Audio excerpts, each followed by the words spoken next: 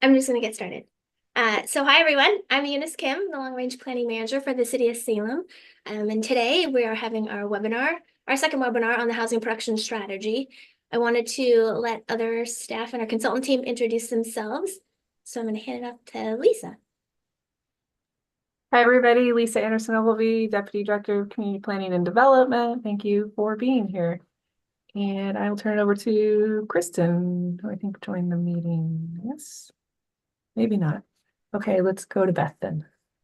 Hi, I'm Beth Goodman. I'm the city's consultant from Echo Northwest. I'm a project director here at Echo Northwest and have been working with a number of cities, including Salem, on housing production strategies. And I'll hand it over to my colleague, Scott Goodman. Hi all, my name's Scott Goodman, as Beth said, also with Echo Northwest. Same last name, but no relationship. And we're both doing lots of work throughout the state on different housing production strategies. A pleasure to be here. I see Michael on the call. Oh.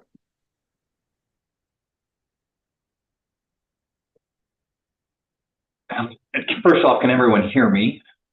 Okay, that's good because my camera doesn't work. Michael Brown, City of Salem, work for Kristen Rutherford, Director of Community Planning and Development. My new title is Manager of Housing Production Programs and Incentives, which sounds very, very important. And as soon as I figure out what that will look like, I will see if I'm actually as important as I sound. Hi, Tiffany Otis, Federal Programs, Urban Development, colleague to Michael Brown. We have a new planner, Beth. I thought I saw her join. Hi, I'm Beth Freelander. I'm a long-range planner working under Eunice Kim. I'm not sure who else has joined. Anyone else from the city here? Hi, are you looking for city employees? Yes. Okay, sorry. That's okay. Then I'm going to hand it over to Beth to get started with the webinar. We are going to have time for questions at the end. So if you have questions, you can feel free to put them in the chat at any time, and we will get to those at the end. And this is going to be interactive, and so we'll explain that when we get there as well. Beth, go ahead. Thank you very much. So I'm going to go through a PowerPoint and start by explaining to you what a housing production strategy is and what we're trying to do. And then we've got a number of actions that I believe, Eunice, people were given a memorandum that has the actions described in that memorandum, which we'll be walking through, and we'll do a little survey. So I will ask Scott to put a link to the survey into the chat, and then Scott, when we get closer to doing the survey, put another link in, if you will. So if you've got your phone, you'll also be able to do it via your phone if you want to. So what we are doing here is we're providing an overview of the housing production strategy project and discussing potential actions that the city has been talking about taking to meet unmet housing needs, and then asking for your input about housing actions, and of course, answering your questions. We did a webinar back in, I think, the summer on the topic, so we're not going over the unmet housing need in as much detail there, but we do have some information about it in here. So as we're thinking about housing production strategies, we want to start by acknowledging that Salem is already doing a lot in terms of housing production strategies. So some examples of things that the city has done more recently is looking at identifying surplus land where cottages could be built to serve low-income seniors. I believe that has been done. System development charge waivers for affordable housing and accessory dwelling units. The Our Salem project, which was the city's comprehensive plan project, rezoned land to allow more multifamily and mixed-use development, meeting an important part of the city's housing needs. The Safety and Livability Bond provides funding to support affordable housing development. That's very important and very significant that the city has that. There's different tax exemptions for multi-unit projects, which we'll talk about one or two of those a little bit later. And then, of course, the Salem Housing Authority has done multiple projects to develop affordable housing or to manage or support affordable housing. The city's done a lot more than that, but that's just hitting some of the high points of what the city has done. So some of the questions might well be, why don't I see X and such type action? And it may well be that the city is already doing that. Housing production strategy is for Salem in this period will be a 6-year action plan about how the city will promote housing development. Generally speaking, for cities outside of Metro, it's an 8-year action plan, but because of when the city adopted their housing needs analysis last in 2020, this will be a 6-year action plan. So we start off with what are Salem's unmet housing needs?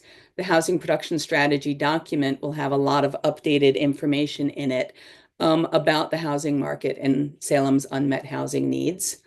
What are the barriers to developing housing? So you need to understand those barriers before you start deciding what is it we need to do to support development of housing that's affordable to Salem's residents. And we use that term affordable to Salem's residents because we're looking at a wide spectrum of affordability and a wide spectrum of housing types. And we'll talk about that more a little bit later.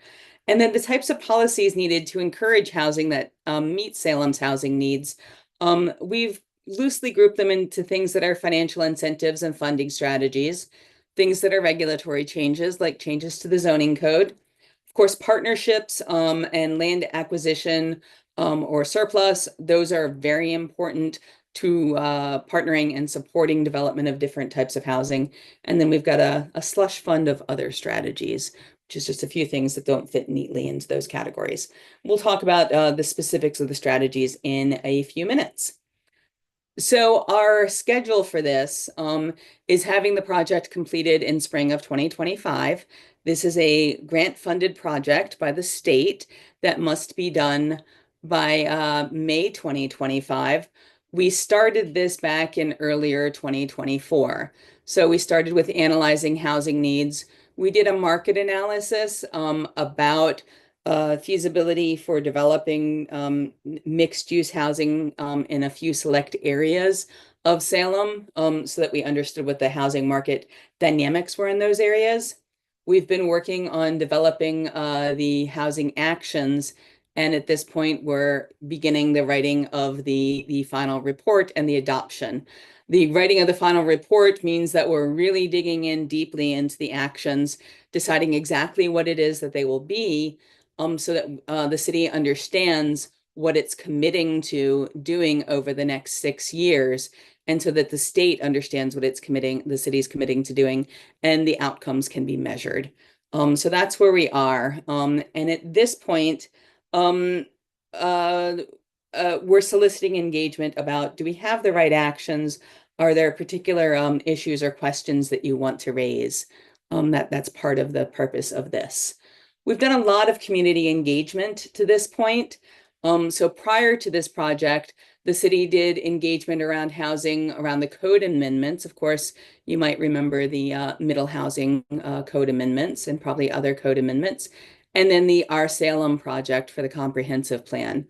So more recently, we've talked with different local organizations and community groups, including the Equity Roundtable, to understand what the housing needs are of specific communities in Salem, such as communities of color, low-income communities, your refugee community.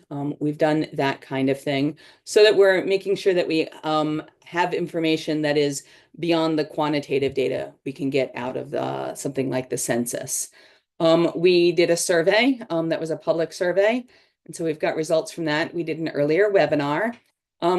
Through the market study, we talked with developers to make sure that we understood how the market dynamics are working in Salem so that we could look at different actions that would, potentially drive a project from being not financially feasible to being financially feasible for development, with a focus on housing that is affordable at or below sort of average income.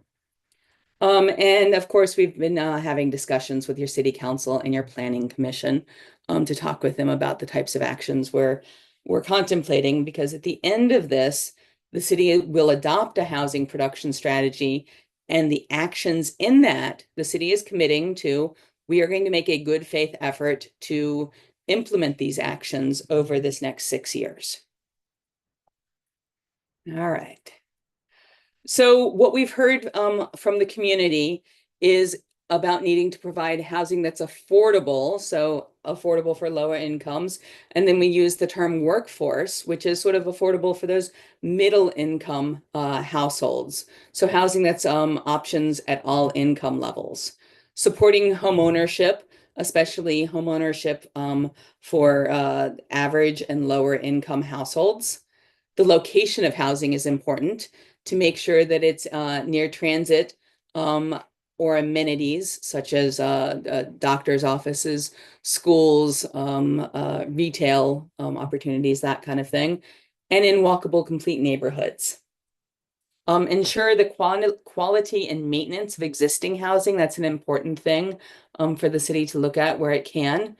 And looking at ways that the city can help bridge gaps in understanding between landlords and tenants, so that tenants have a good sense of what their rights are according to fair housing laws, and landlords understand what their responsibilities are, and then also understand some of the struggles of tenants where they can make some changes to make it a little bit easier for tenants in some cases. And then provide a broader variety of housing types to meet diverse housing needs. And we're thinking about things like multi-generational housing. So housing where you can have children and parents and grandparents, for instance, living in the same unit. More housing that's accessible for people with disabilities. And so accessibility partially has to do with access to transit, but it also has to do with the physical construct of the unit. So for instance, could somebody with a mobility challenge get into the house, either for living or a house that's more visitable? And so single level ground floor housing is a type of accessible unit. So we're thinking about all of those things. So then taking a step back and thinking about what's going on in the city in terms of housing prices. And we'll also look at rents in a few minutes. What we see here is that since 2012, and we could go back a little further than that, and the trend would be similar, housing prices have increased substantially in Salem. That's the orange line, consistent with the types of increases in Portland. And so here in January 2024, we were looking at average prices at or above $400,000. So looking at what people can afford, about half of Salem's renters cannot afford their rent. So they are paying more than they can afford for rent, and that means that they have less money available for things like transportation, medical care, food, childcare, all of those other things. That's 15,000 households. It's a lot of households. A quarter of homeowners can't afford their housing costs. And so that's about 9,000 households, and that's a different sort of problem. And of course, you know, many renters, even if they can afford their rent, they can't afford to become homeowners. So those are some dynamics that are going on. And Salem has a growing population of people of color and older people who tend to more frequently be lower income, have more difficulty affording their house, and may face various types of housing discrimination. So we're thinking about all of those things as we're doing this. So this is one way to think about housing affordability. It's based on what a household earns. So every household needs housing that is affordable.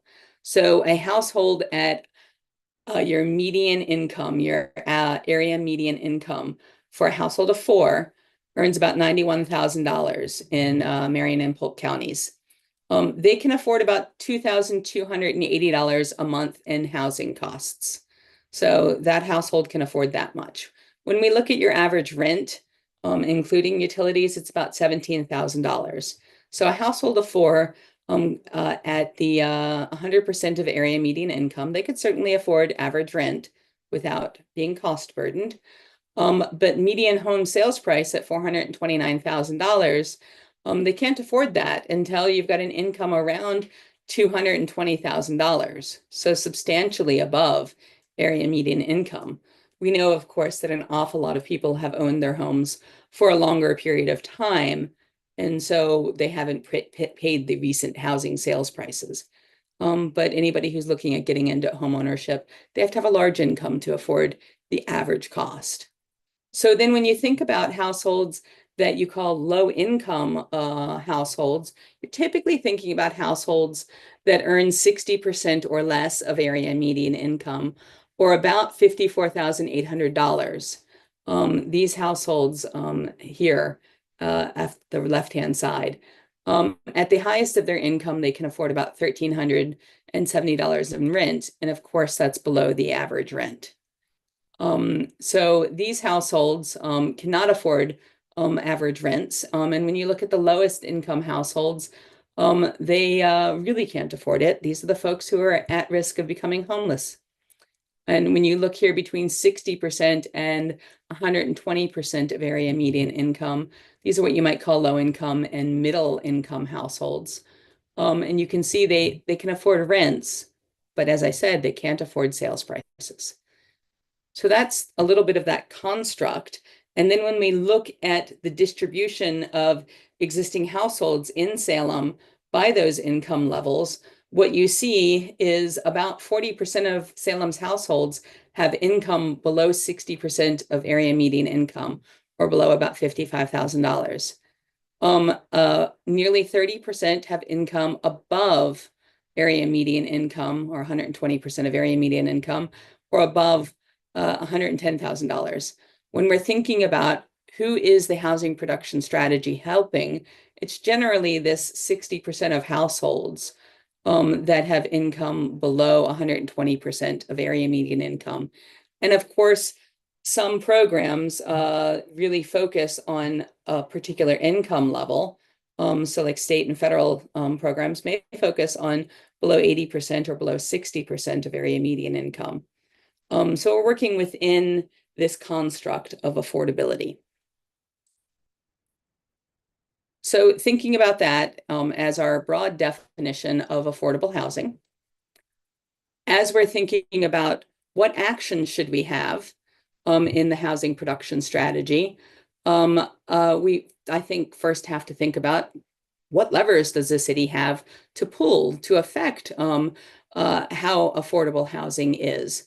Well, where you have land that is available at reasonable costs, where you have public policy, so things like zoning that can allow a developer to build a profitable project, where you have access to capital to fund that project, and where you are able to charge sufficient rents and sales prices to support affordable, a profitable project, that's where market rate housing development can occur.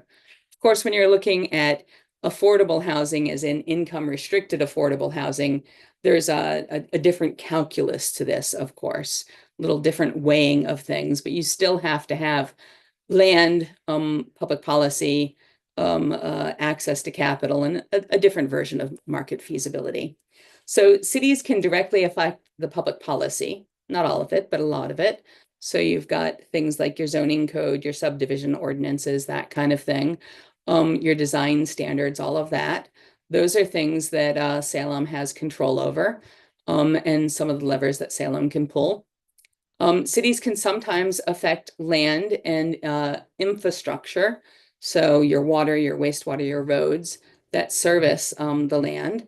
Certainly the cities have a role in making sure you've got enough land in your urban growth boundary, which Salem has done, that it's zoned right to allow the kind of housing you need, and that there's infrastructure, the backbone infrastructure, and a way to coordinate the on-site infrastructure with developers.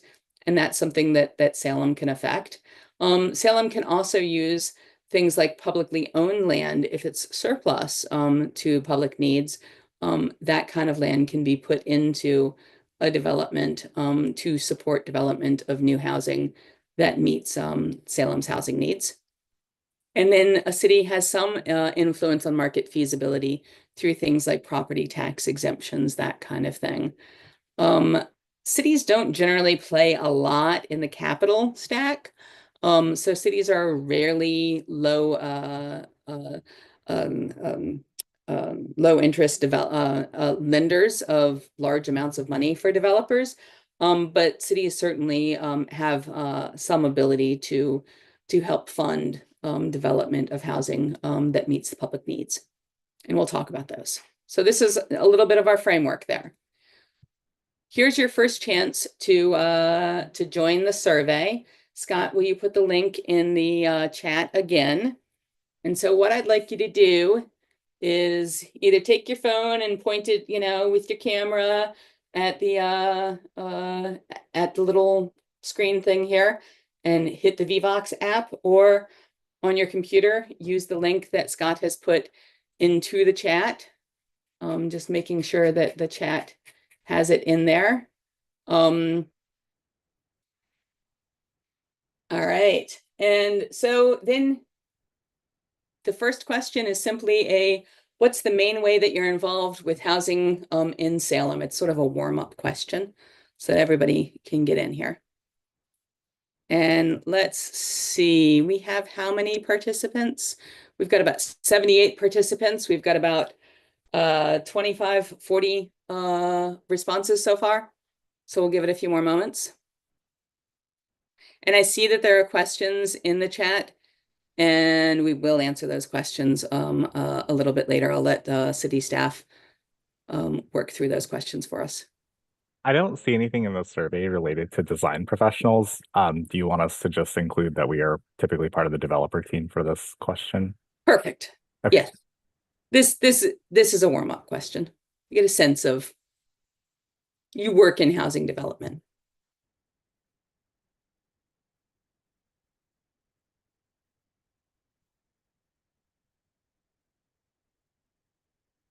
And Scott, if I'm reading this right, we've got 41 of 41 people who are looking at this have voted. That's of the people that have started the survey. All of them have completed it, but there might be some folks that are still trying to log on. I'll give it another half minute or so, and then we'll end up going on to the next question in a few moments. So, okay.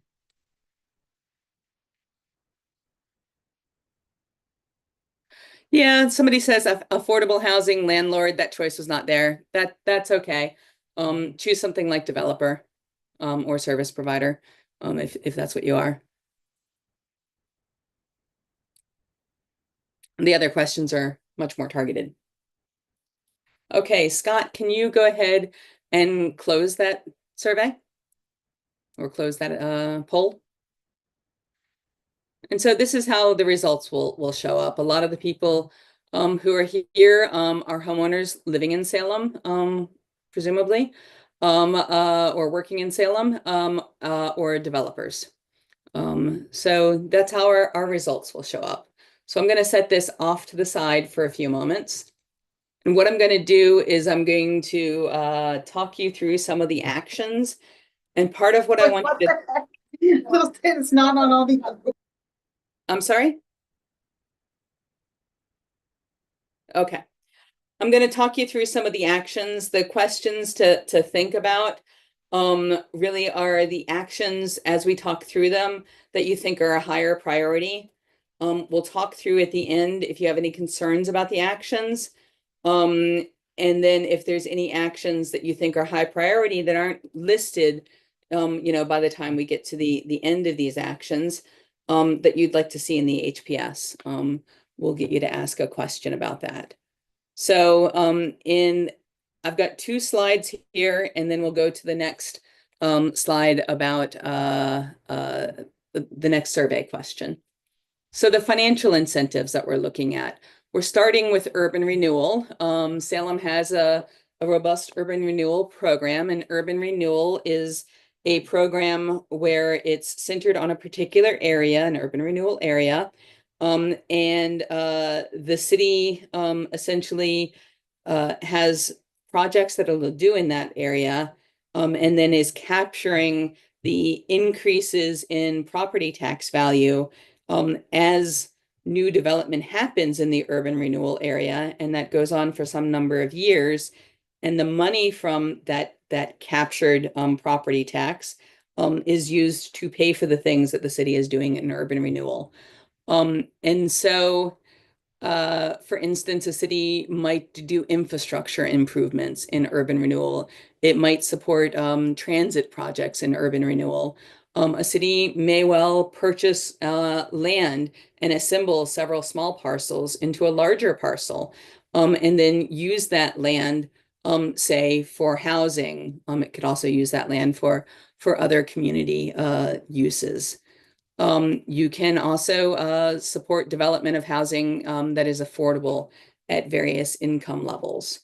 So that's what urban renewal is. One action would be to create a new urban renewal district in the North Waterfront area that would support development of housing and related infrastructure. I believe that this is for a variety of housing, like affordable rental housing. It might be income restricted housing, that kind of thing. Exactly what would you be doing in the urban renewal area would be detailed in the development of an urban renewal plan, which includes all of the projects that you would do in the urban renewal area. And so that begs a good question. Any of these actions are something that would be done across that 6-year period. What we're doing in the HPS is we're saying the city will do this action, and we're giving a date by which the city will have done this action. And something like an urban renewal project is a project that is going to require a substantial amount of public input and public support. So a new urban renewal area in North Waterfront. Then you've got this concept of single property urban renewal areas, where those have so far been used to offer a property tax incentive for affordable multifamily housing. I think I'll say it right if I say the JORY, JORY, building development is an example where it's a single property urban renewal district where a property tax incentive is used to support development of that affordable housing to make it more financially feasible for operating that affordable housing. Create a new urban renewal area that really focuses on development of middle housing types. And so middle housing types are things like cottage cluster housing, duplex, triplex, quadplex, townhouses. It can also sometimes include small scale multifamily. These types of housing are likely to be more affordable. They could be for owner, they could be for renter housing, so sort of that mix, and affordable at a lower income. So create a new urban renewal area that's focused on that. Maybe make some revisions to your system development charges to promote middle housing and smaller housing, prioritizing housing that's affordable. And that would be through a project of actually revising your methodology to your system development charges. You need to balance that so that you're still collecting enough funds to support what the infrastructure improvements that system development charges are supporting. But maybe you scale it a little bit so that smaller units have proportionately smaller system development charges. That kind of thing might be an option. And then some tax abatements and direct funding. So create a new, what's called MUTIP, multi-unit housing tax incentive program area. The city has one of these areas already, and it's supposed to support housing that's affordable multifamily housing for development near transit service areas outside of the downtown core. So maybe you have a new version of this in some other part of the city. I know that MUTIP has been used to support development of multifamily housing in, I think, 5 or 7 different developments. So it's certainly been something that's been used. providing home buyer assistance. So helping lower income residents buy a home. That might be by partnering with an organization that does buy home buyer assistance. It might be that the city chooses to stand up its own home buyer assistance program. There's, multiple different choices there. And then the last one is provide funding or land to organizations for a community land trust that supports affordable home ownership. Community land trust owns the land, and the home ownership would be in a limited equity arrangement. And this is for income qualifying households. The community land trust ensures that the housing remains affordable over the long term, so past the first owner. So these are some of the actions, and I can always go back to that. So please scan the QR code to go for that survey. And Scott, is there something you need to do to open the next survey question, or send me a link to it? Thank you. So of those, and I can pause and go back in a few moments. Of those, can you choose which two actions would you prioritize of those? A lot that I went over. So another way of asking it is, who do you think, what action do you think will address the biggest unmet housing need? So a new urban renewal area, single property urban renewal area, where you're getting a property tax exemption, usually for affordable rental housing, new middle housing, urban renewal area, some SDC methodology changes, a new multi-unit housing tax incentive for affordable rental housing, some form of home buyer assistance, or providing funding or land to a community land trust organization. You can also say if you're unsure. Can you please put the out? Yes, I will do that.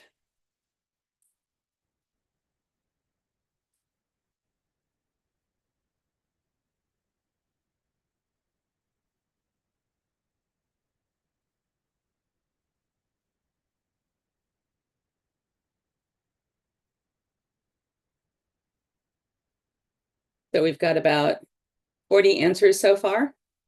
I'll give it another few moments. So the SDC revisions, exactly what would those be? So when you develop new housing, any type of new housing, the developer pays system development charges. And I haven't asked the city exactly what theirs are, so I'll just list off some common ones. So for water, wastewater, transportation, parks, those are all pretty typical things that a city might charge system development charges for. And those are paid into a central fund that is used to support that particular type of infrastructure. And the revision to the system development charge methodology, which is a very specific legal methodology. There's a lot of legal requirements to it. Might be to charge lower system development charges for something like middle housing types, which are presumably possibly more affordable, and higher system development charges for, I assume it would probably be higher, at least proportionately for, say, more expensive single family housing. Those things all have to be worked out, and what I just said there, the core of it's true, but how the methodology would change, I was just making up some examples. So we've got 49 responses. Scott, if nobody else is, okay, we've got one more. I'll give it another minute or so.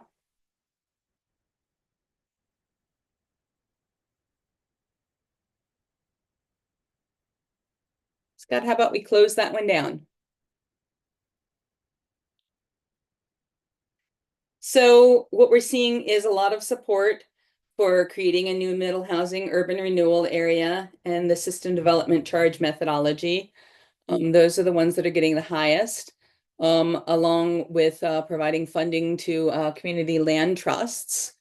And then looking at home buyer assistance, more multi-unit tax exemptions. I think there's a little less support here for urban renewal area and North Waterfront, and the single property urban renewal area. I think I'll attempt to come back to these results and ask a question or two a little bit later if we have time. All right, so then we will go on to our next set of things, and that was the hardest set of things to keep in your head at once because it was the most of them. So regulatory changes. As I mentioned, Salem's made a lot of regulatory changes. So some of the things that Salem might well do is revising the code to develop more needed housing. And so that means amending the development code to support development of more diverse and accessible housing options. So that's typically going to be things like more middle housing options, more multifamily housing options, things like multi-generational housing, housing that is accessible for people with a disability, those kind of things. Looking at updating your multifamily and mixed use regulations to remove potential barriers to development of multifamily, middle housing, and multi-generational housing. So you've done a fair bit of work recently on updating for middle housing. I'm sure that there are some things that aren't working exactly as intended.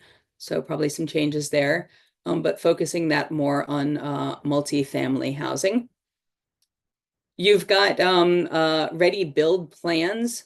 And what those are plans that are pre-approved for development of specific housing types, such as middle housing or accessory dwelling unit, where if you're a homeowner and you want to build, say, an accessory dwelling unit, and you're working with a contractor to do that, and you choose one of the building ready plans, and that's what you're going to build, then you have pre-approval of that, and you have a certain amount of more certainty about that, as well as not having to pay for the plan set. Improving the permitting process by assigning a housing coordinator, improving the application portal, and increasing transparency of timeline and process. So basically what we typically hear every city we work in is the permitting process, some version of it may be working well, but we'd like it to be shorter, or it may be, too long, or it's too complicated, or our smaller scale developers, they need more help to understand how Salem's housing permitting process works. So having a housing coordinator could be very important for that. Then hopping on to the next survey question. The question ends up being, of those regulatory actions, which two would you prioritize?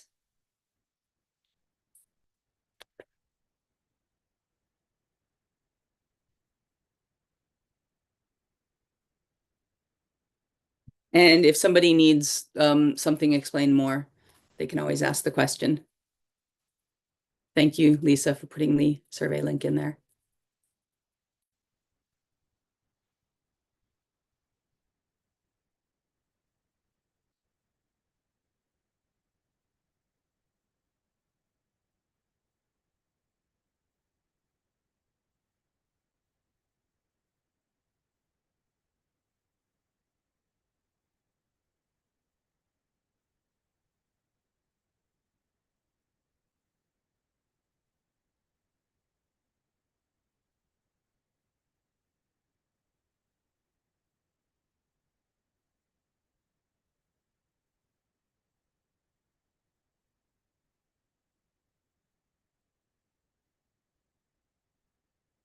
I'll give it another minute or so.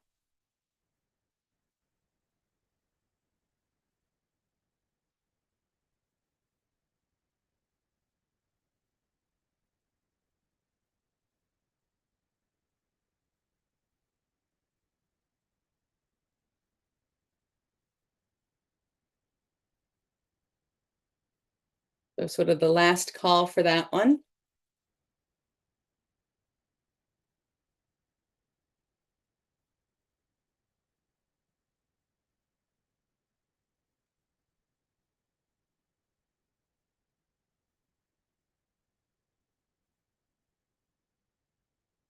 God, can you go ahead and shut that one down? So, I'm going to want to come back if we have time to ask about updating the multifamily and mixed use code about code barriers. So that one's clearly the most common one, and improving the permitting process, and then general support for revising the code and expanding ready build plans. So, okay. Then on the next set of them, this is about land and partnerships. So this first one is about actions that expand access to areas of high opportunity. So our area of high opportunity is one that has things like access to transit. So it's along a transit line, nearby a school or work, in a walkable community. You've got medical services, retail services, that kind of thing that are nearby. So expand access to areas of high opportunity. So build more housing in those, and promote mixed income areas by purchasing land for affordable housing that are near things like jobs, etc. Partnering with organizations to support establishment of resilience hubs that serve as overnight shelters and resource centers. So this is really for people experiencing homelessness. So the city can partner with them and give various types of support, whether it be financial support or various types of planning support or other service support for resilience hubs. Support development of more permanent supportive housing. So that is income restricted housing with on-site services, and those services could be things like mental health services, counseling services, substance abuse services, all kinds of other services. So when you typically hear about permanent supportive housing, that is to help people exit houselessness and give them the services that they need to stay within that housing, and possibly, if they need services less in the future, move on to other types of housing. And then the city currently partners with the Fair Housing Council of Oregon to do landlord training. So continuing that and investigation of complaints, of fair housing complaints, but then also extending that into facilitating, say, a housing forum with landowners, property managers, and tenants to discuss ways to lower barriers to access to housing.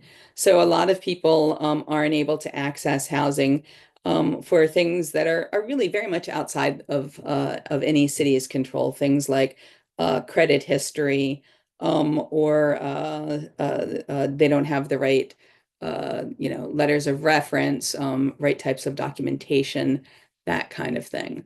And so are there possible solutions that can be worked out, working with the Fair Housing Council of Oregon.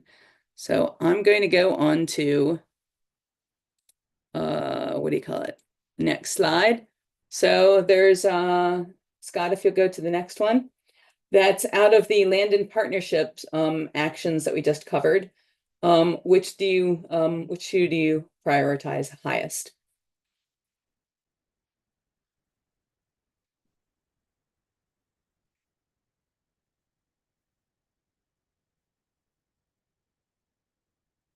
Could you put a link in the in the chat, please?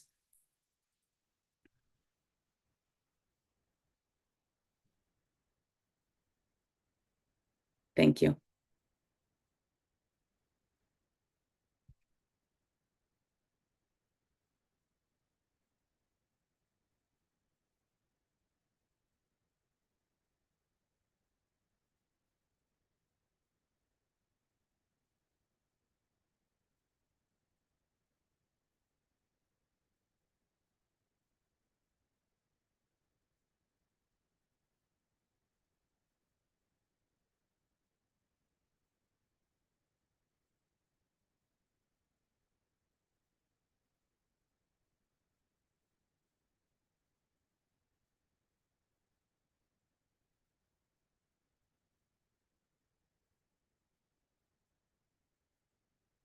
we'll just give it another minute or so.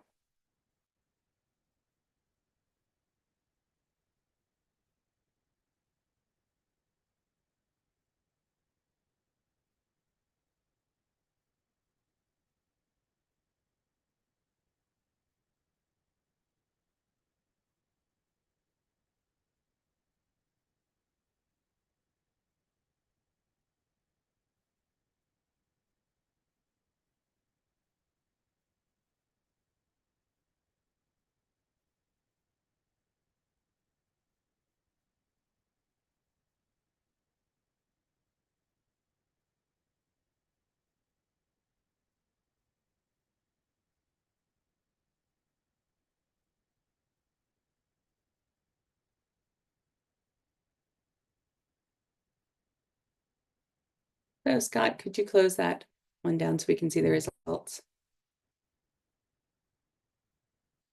All right, expand affordable housing access in areas of high opportunity. That one's very important. And then development of more permanent supportive housing. Those are the two that come up very clearly with a lot of support. Okay, makes sense. All right, and then I think this is our last set of actions. These are the other actions. So advocating for changes to state law to support manufactured park residents if their manufactured home park is sold, for instance. So things with right of first refusal for the residents to collectively purchase the manufactured home park, which can be very challenging. Stronger rent controls for manufactured home parks. Rent controls there are rent controls on manufactured home parks, but the increases in rents for manufactured home park rentals has been very steep. It's accelerated really fast. Lobbying the legislature and planning for infrastructure to support housing development. That one's one that's frankly about getting more funding to support infrastructure development. Infrastructure development can be extraordinarily expensive. And of course, the city would want to connect this with its other priorities, such as, planning for infrastructure in areas of high opportunity. And one of the areas of high opportunity may well be one or more of your urban renewal areas. And so if there's a big infrastructure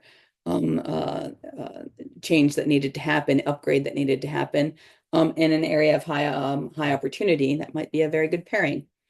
And then raising awareness of existing programs, things like state law changes and opportunities at the city to support affordable housing development.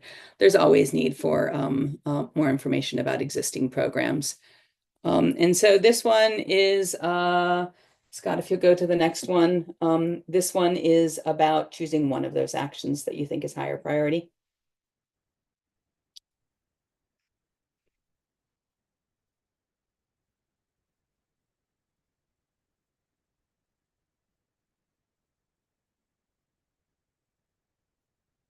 Why are these the only other options listed under other actions? Part of what we're trying to do in the housing production strategy is select a limited number of actions that the city can take over this next 6-year period. And so we started with a very long list of potential actions. Can somebody please put the link in the chat? We started with a very long list of potential actions. And, with existing city staff and existing funding, especially considering funding challenges that the city has, there's only so much you can do. So what we've been trying to do is narrow down the number of actions. There's literally hundreds of actions that a city can take. And of course, Salem's taken a fair number of them. So we're looking at the things that in discussions with other stakeholders, service providers, staff, collectively that seem to have the most potential impact. Give it another moment or so, and then we'll close this one down.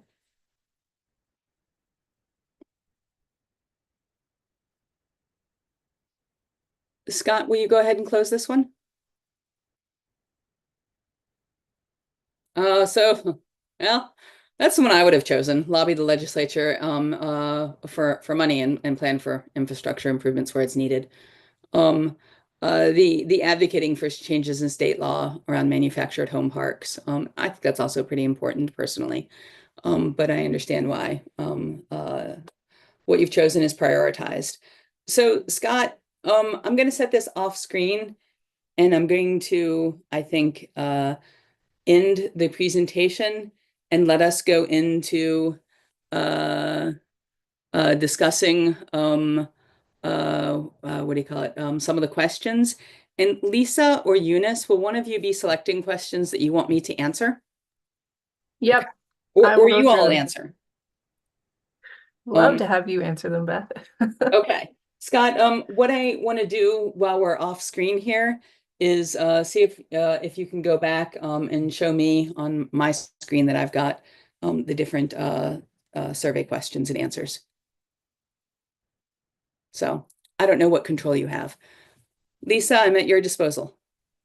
Great. One of the questions was if the presentation was going to be posted on the website, which I gave a thumbs up because I know we're going to post this video. And is that correct? Eunice and Beth will post the presentation as well. And Eunice dropped a Yes. link to the housing production website, so you'll be able to find it there maybe by the end of the day or tomorrow. So. And other folks who aren't here today can also answer the same questions. That does have open-ended comment area for other ideas that folks have. So that will be online as well after we post everything else. Thank you, Great. Scott. I can see the questions.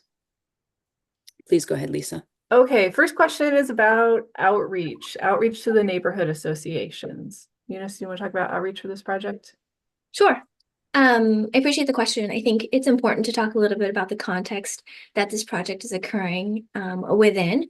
We, as you hopefully are all aware, did do 3 to 4 years of outreach, right, when we were updating our comprehensive plan as part of the R. Salem project, just prior to this project. And during the R. Salem project, one of the main priorities one of the main things we heard was around housing. So this project is very much building off of all of that engagement that we did and all the input we received.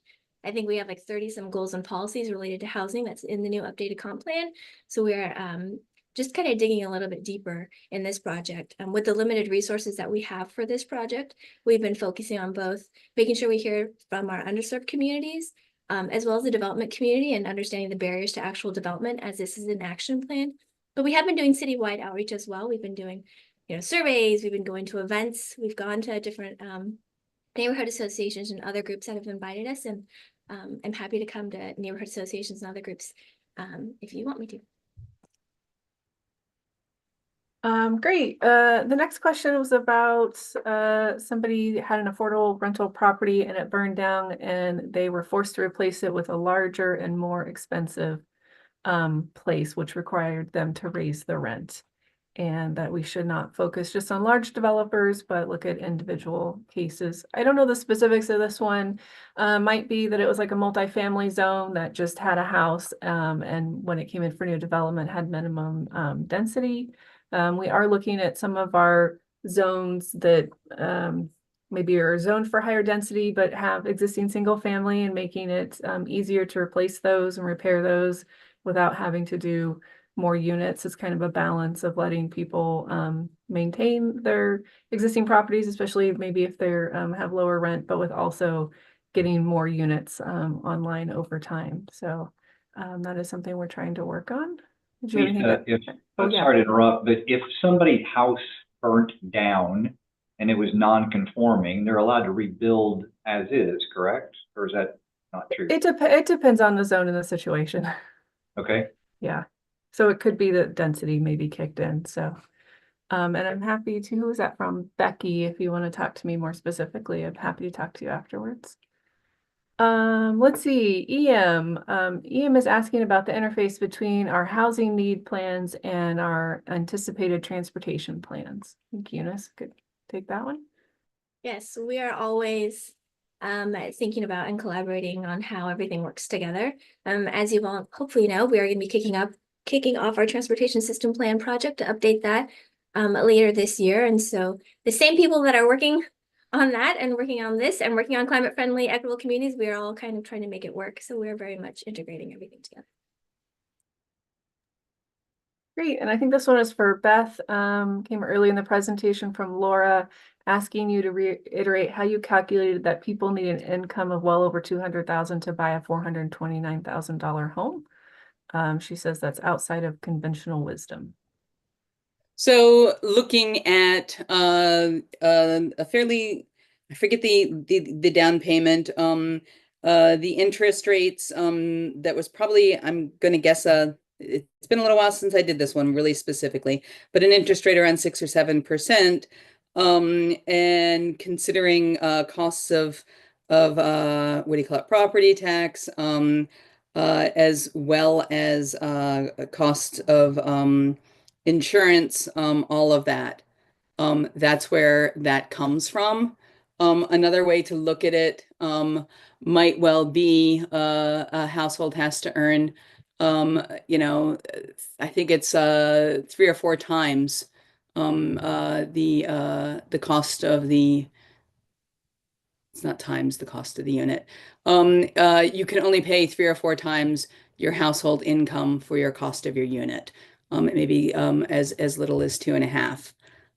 And so we did it with fairly standard assumptions about interest rate, loan. I think it was a 30-year loan, so on and so forth. Great. The next question is about, I'm sorry, it's scrolling too much. That's it. Oh, here we go. Somebody that is selling their out-of-state rental property and they are bringing the money to Salem to invest in a rental property here. And they want to get the same income from the rental, but that doesn't require them to charge market rate. And they want to know about our outreach to people maybe who are interested in doing the same thing. I'm not sure if that's a question about outreach maybe to property owners that own smaller rental properties. I'm tracking. Becky, was that your question, Becky? Is the question if we are going to start a program or? So I called the city to see if there was any way I could get assistance selecting tenants, managing interactions between tenants. I have a friend who did a similar thing, bought a large house, now houses 5 homeless ladies. But the wife of that couple has skills and can manage those relationships. I have no such skills. So I'm kind of aced out of that kind of thing. So I'm more looking at a duplex, but there's none of your programs talk about individuals who can help. They're all about big developers. And that might well be something that an existing service provider, the kind of thing an existing service provider might well provide some property management assistance with. Sure, and the city ought to know about it and should tell me about it. Yeah, Becky, I was scrolling to see if there was someone maybe from Salem Housing Authority that we might be able to connect you to, that might be able to connect you to some service providers. So maybe we can follow up with you on that. I spoke with Jimmy Jones and he didn't know of anything. Okay. That's something we can look into. Thank you for that question and comment. Jessica Blakely says you can reach out to her. She's with that Salem Housing Authority. I can, Becky, I think you also emailed me, so I can email you back with Jessica's information. Great, thanks. Oh, great. Steve, are low income priorities inclusive of seniors on fixed incomes and seniors and disabled homeowners? To the extent that seniors, certainly seniors in with low income or on fixed incomes, that kind of thing, that would certainly show up in the data that way. What doesn't show up in the data is things like accumulated wealth and accumulated debt. So we don't have information in our information about who's cost burdened. Seniors are more frequently cost burdened, paying more than they can afford for housing because their incomes are typically lower. But again, that doesn't account for accumulated wealth such as the value of their house if they have one. Great. We had a comment that many of these actions might exacerbate the city's problem with not enough income through property taxes. Yep, that's a great comment. This plan will ultimately go through city council for adoption. So I think that's the kind of priorities they're going to need to weigh, you know, looking at our budget issues and if any of these actions will negatively impact that. Did you say there's going to be a council work session coming up and the date? Yes, March 17th, there's going to be a joint work session you. with City Council and Planning Commission. And that information is already on the website, the Housing Production Strategy website. Let's see. Terms of changing the SDC process from Victor, why not change when payment is due? Currently at the outside of a project, as I understand it, is when it's due, not the end of the project, when the developer is beginning to realize income. I saw Robin Dalkey joined here, so I'm wondering if Robin would be able to take that one. Yeah, happy to take that one. And I think that's something that we can look into with our SDC methodology update that we're kicking off in the spring. The state statutes allow for timing to be adopted or identified by a community. The standard is collection and building permit, and we do allow for a deferment of payment through an option called Bancrofting. It's a 150-day no interest, and then interest rate will kind of accrue on that balance. And I think a challenge would be recognizing those impacts to the infrastructure that can sometimes occur before the development's done, such as stormwater impacts when impervious surfaces are put down. And also the burden of collecting post-building permit is something that I think would need to be considered with that type of policy change. But it has come up, and I think it's definitely something we need to address in our methodology update.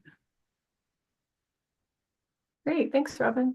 Next question from Mike. Your slide indicates an option to update multifamily and mixed use code to remove potential code barriers. Why would you not be looking to remove code barriers for all housing, all needed housing? I think we were thinking about like design standards. Single family doesn't really have very many standards besides setback and height. We don't control the design. Same for middle housing. Those few design standards come from state law. But Mike, maybe you're just talking more about all development standards, you know, maybe even for creating the lot. So I think that's a good comment and something we could look at broadening that. Unless Eunice makes a face. Yeah, she nods. Okay, thanks, Mike.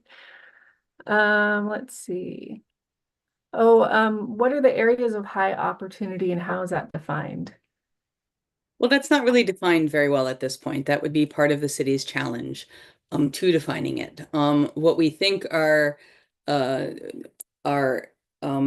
characteristics of areas of high opportunity are areas on transit lines, presumably more frequently transit lines, areas with walkable neighborhoods, where you have nearby schools, that kind of thing, some employment centers, and also things like retail, medical services, that kind of thing. You might also think of areas of high opportunity as areas of affluence. And so how do you make it so that you can have more mixed income in some of your in your areas of affluence that are also areas of high opportunity? Great, thanks, Beth. One, not really a question, more of a comment that Northeast neighborhoods are in favor of a business registry and are also sensitive to the amount of subsidized affordable housing being located in Northeast and along with social service businesses.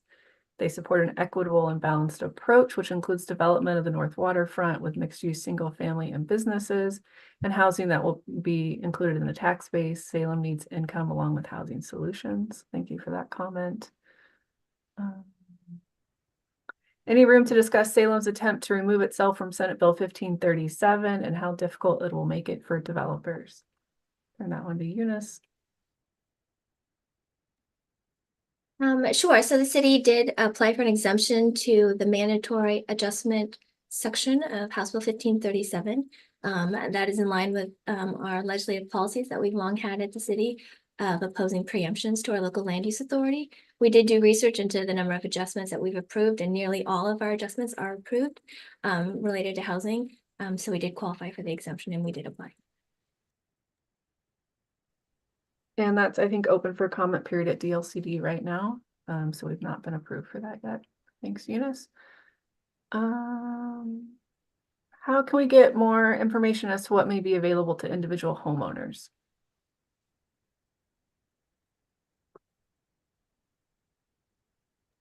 Is that resources or?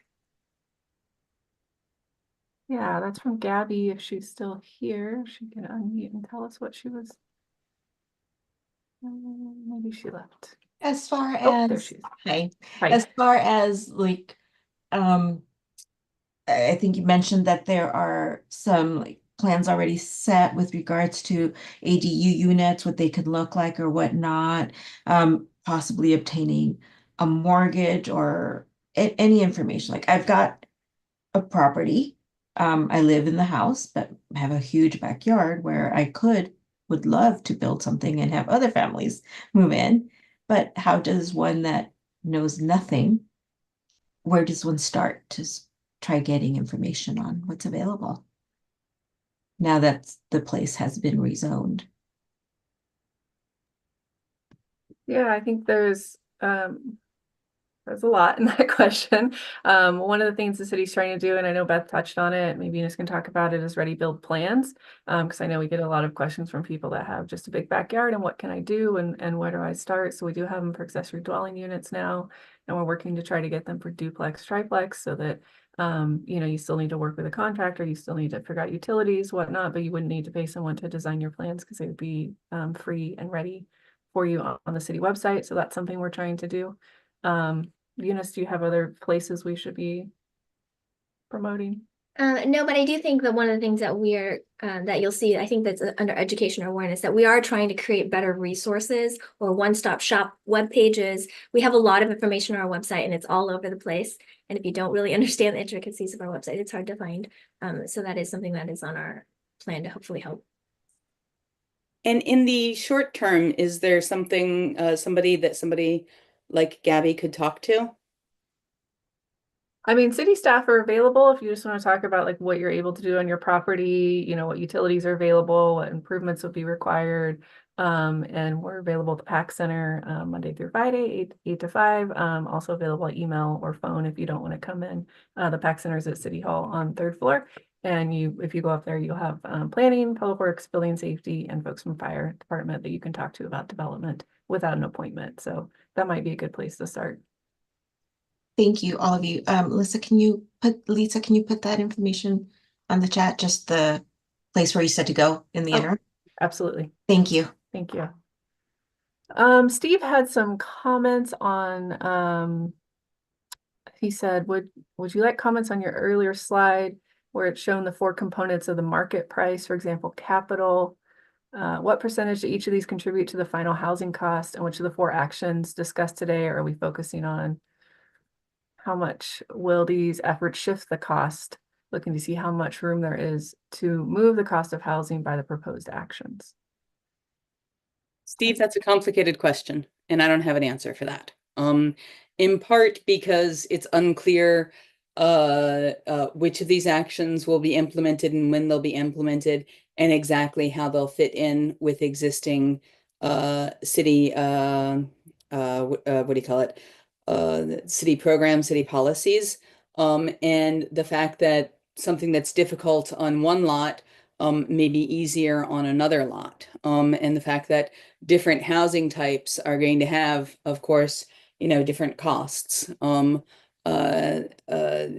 If your development qualifies for something like the multi-unit housing tax credit, the MUTIP, that's going to have a different effect. But that is one example of something that the city may well have information about existing units that have applied for and qualified for MUTIP and how much that's moved the needle.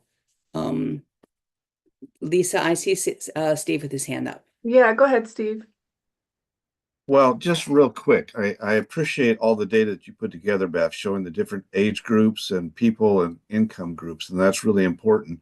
And you identified those 4 areas. It just seems like an order of magnitude to know how much do we hope we can shift with some of these areas so that we can, as we talk with policymakers, where do we focus? Because if we are working in one area and it's only going to make a 2% change, and that's only contributing 5% of the problem, that's probably not an area to put our energy. So, I mean, it would be interesting in the analysis that you're doing to kind of give us a general picture of these are the 4 components that contribute to the cost of a home. Our actions are focused in these areas, and realistically, we can expect a range of X to Y of what we will, how much benefit we're going to get. It's simply, just so we know where to help help the public policymakers choose their actions, because some of these things may be good ideas, but they're not going to do much to change the cost price. So that's probably the question. I can understand your desire for that. We've partially done some of that in looking at mixed use development opportunities in literally different areas of the city. And Eunice, I believe the results of that analysis are probably on the website that you already linked to. And that point to different of these policy interventions, like the tax exemptions, that kind of thing, that in some areas for some housing types can make things financially feasible. So that provides some of that information. And then, some of these things we know, that it'll cost a lot, or that it'll cost a little bit, or that it'll have a big potential impact on development of new housing, or a smaller potential impact. So that is some of the information that's a little more qualitative that we'll have in the analysis. But a rigorous analysis of the type that I think you want is not something that we can do within the context of this project. That would just be very expensive. Well, it just seems like it's important to know if what we're proposing has a reasonably good benefit or not. And your explanation there qualitatively would be helpful in terms of like middle housing in these areas has a great return on our efforts. So thank you, Beth. Certainly. And you'll get some of what you want and you won't get all of it. And then it may well be that as the city is looking at implementing some of these actions, part of the evaluation process of whether the city actually will implement the action might well be some more detailed financial analysis or consideration. Well, thank you. Mm-hmm. I think one of the challenges, Steve, that your question brings up is a good one, in that this is a list of actions that the city would be committing to when it adopts the housing production strategy, but we have not done the deep dive and analysis on each one. So in an ideal world, each one of these would be a project where we've done the outreach, we understand exactly what the change would be, what the implementation, like all of the things. And that is just not how the state has set up this framework. This is a state requirement. And so for each one of these things, there will be a project. So for SDCs, as Robin was talking about, there will be a bunch of outreach on what the changes to SDCs should be and what the benefits are, et cetera. But just at this stage, we aren't able to do all of that deep dive into each one of the potential actions. Great, thanks, Eunice. Next, our organization provides housing services with full wraparound support. We're recently a co-developer on affordable housing. How do we become a resilience hub? Our application was not accepted. I don't know if we have anybody here that can speak to that. Eunice? If you want to email me, we have a climate action plan manager, and this is an idea that she has been working on, and I can connect you to. I'll put my email in the chat. Great. The next question is about vacant homes sitting in someone's neighborhood, and 4 homes within a 2-block area for many years. And what can we do to incentivize folks to either sell them, fix them up, rent them, so that they're not sitting empty? And of course, yes, empty homes bring many problems to neighborhoods. I agree with that. Valerie. Something that you take care of under your existing code enforcement? We do if there's like garbage or abandoned vehicles. They can work with police to do like a no trespass if maybe people are squatting. But we don't have a program right now that would penalize somebody for just leaving a house vacant. Like there's not an extra tax or anything like that. Well, one of the things one of the things that has been talked about at the state level is allowing something like a vacancy tax, because that's not currently, I think, legal.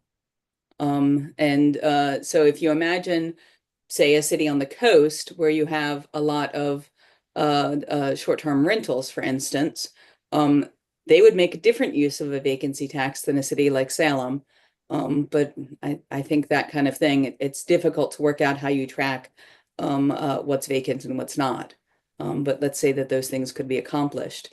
If that was legal, that would be something I think a lot of cities would be interested in.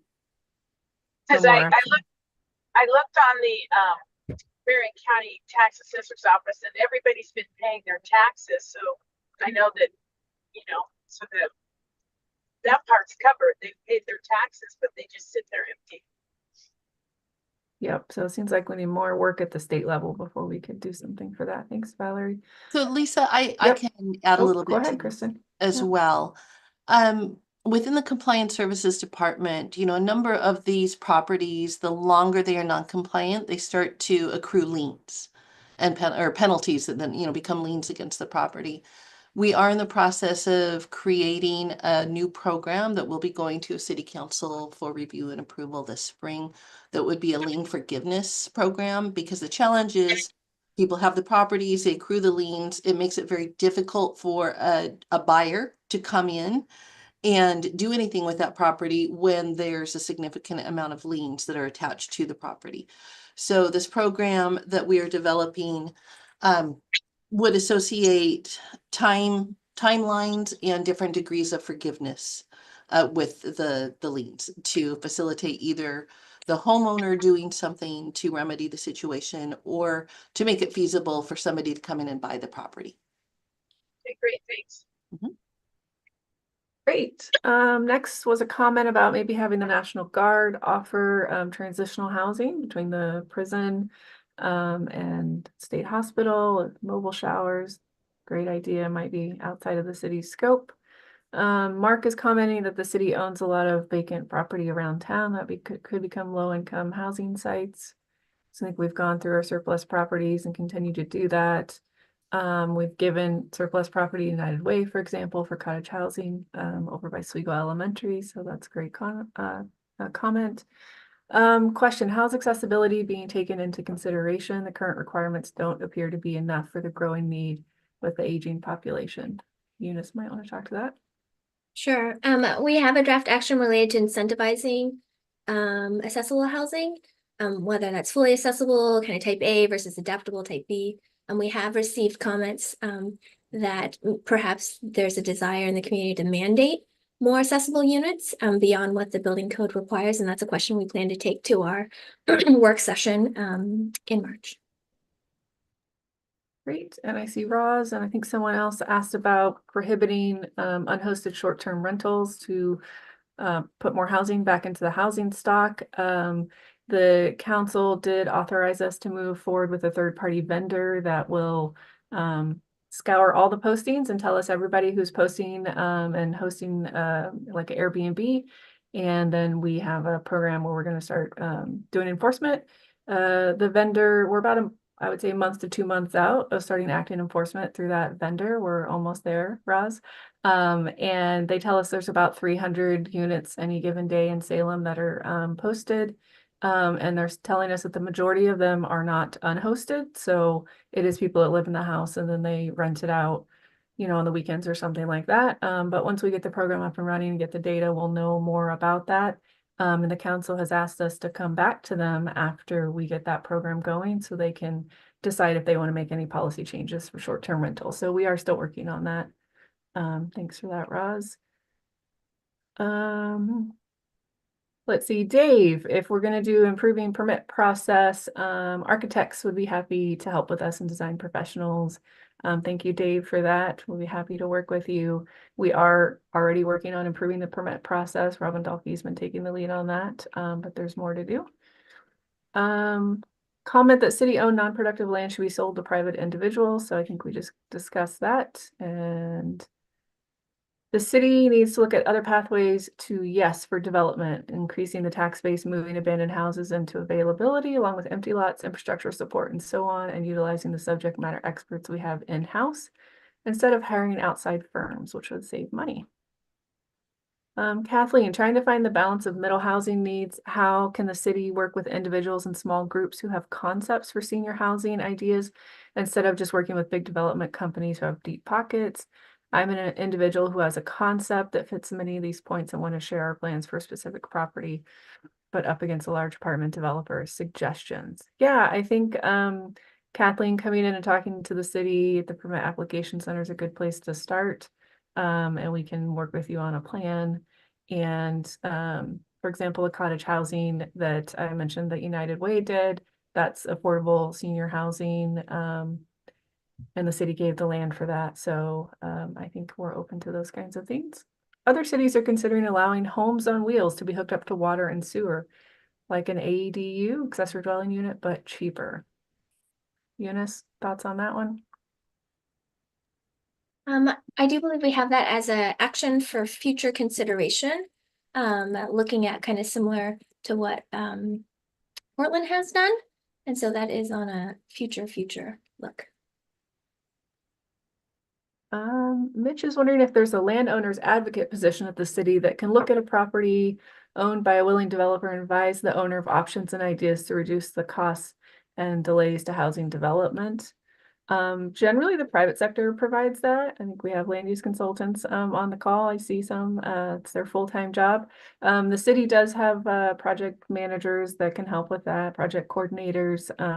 We are revamping our project coordinator position to focus more on housing. So there's more to come on that. We do offer, for example, pre-application conferences so we can help people look at their property and what they can do. Question from Trina, do you know what percentage of homes in Salem are short-term rentals? So yeah, we're gonna have that data soon, so stay tuned. We do have a list of vacant home. Well, we have a list. The question is, do we have a list of homes that are sitting vacant and in disrepair? We don't have a list of just vacant homes, but if they've been marked as derelict, then we do monitor those, our code compliance staff. And then Kristen spoke to that about kind of ongoing fines to get those up to code. Christine, I'm fully in support of mandating more accessible units, at least without a step-up entry and doors with enough width for a wheelchair. It's a shame when somebody cannot get into a house. Yes, I agree. So we have some links to our ADUs and our middle housing web pages and how to find out how big your lot is. That's great. Can we get a list of city-owned properties? That's the same question. Let's see, I'm scrolling. What about corporation-owned houses?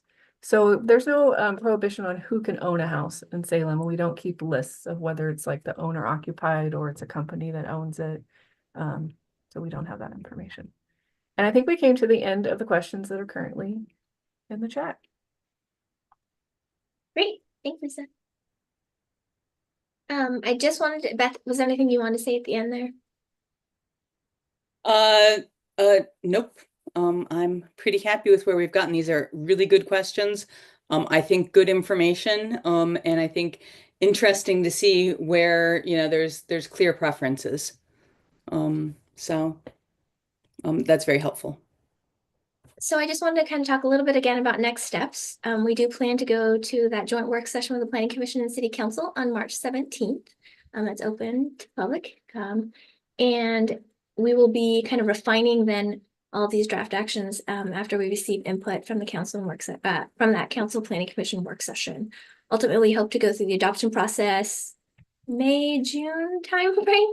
And it does, after it's adopted, it would go to the state for their own review. So if you have any other questions, feel free to call me or email me. I don't know if I put my number in the chat. I will do that now. I will post this recording as well as that survey for people who couldn't do the interactive live online, and I will be emailing that out. And thank you so much for coming. I appreciate the time.